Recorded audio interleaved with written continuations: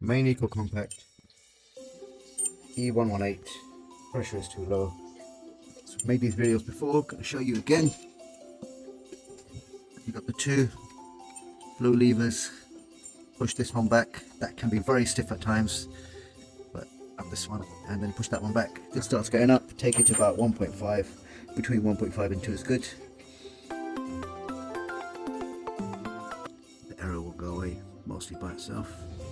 But let's take, I like it at least 1.5 or just over. Even if it's too close to 1, then sometimes it won't work. So then you pull one back and you pull the other one back and we're done.